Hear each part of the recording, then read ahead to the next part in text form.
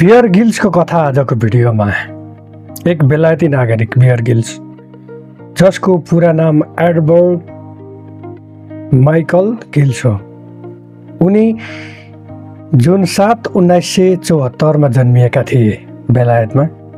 उनी भूतपूर्व बेलायती सेना हुन्।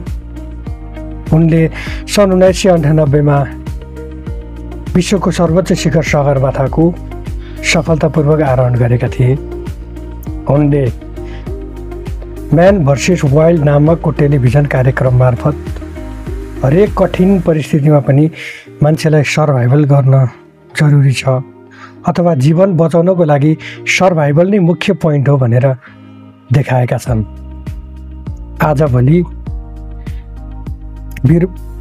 आजभोलि बियर गिल्स हरेक ठाउँमा जान्छन् र जस्तोसुकै कठिन परिस्थितिमा सर्भाइभल गर्छन्।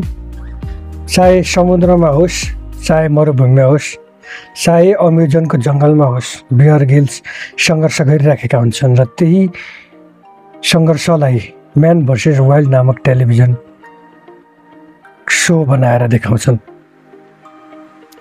उनी एक टेलिभिजन कार्यक्रम प्रस्तुता पनि हुन् र उनी एक निडर व्यक्ति पनि हुन्, जसले एक्लै अमेजनको जङ्गलमा गएर कयौँ दिन बिताउँछन् अनि कहिले सहारा मरुभूमिमा गएर हप्तौँ बिताउँछन् र उनी जीवितै फर्केर आउँछन्। आजको भिडियोमा मैले तपाईँहरूलाई बियर गिल्सको कथाबारे बताएँ। हाम्रो भिडियो मन पर्यो भने हाम्रो पेजलाई लाइक, कमेन्ट, सेयर गरी फलो गर्नुहोला। धन्यवाद।